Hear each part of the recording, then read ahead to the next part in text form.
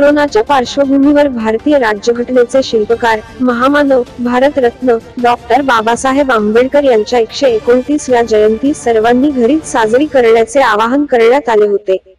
आज वर्धा लोकसभा मतदारसंघाचे खासदार रामदास तडस यांनी देवळी येथील आपल्या निवासस्थानी भारतरत्न डॉक्टर बाबासाहेब आंबेडकर यांच्या प्रतिमेला पुष्पहार अर्पण करून त्यांना अभिवादन केले।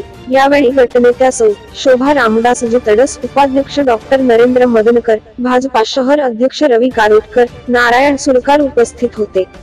तसेच वर्धा लोकसभा मतदारसंघाचे खासदार रामदासजी तडस यांच्या वतीने स्वच्छतेची काळजी घेऊन व सोशल डिस्टन्सिंगचे भान ठेवून वर्धा लोकसभा मतदारसंघातील ग्रामीण भागात आज रेशन किटचे व फेस मास्कचे वाटप करण्यात आले।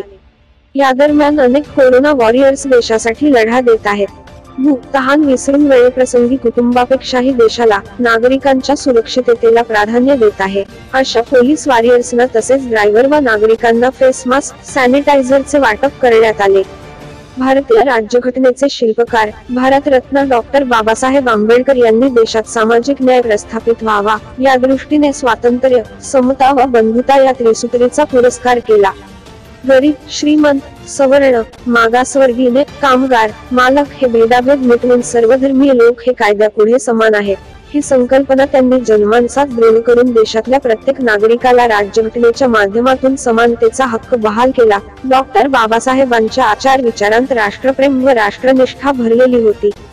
आज आपल्या देशात कोरोनारूपी मोठे संकट उभे आहे।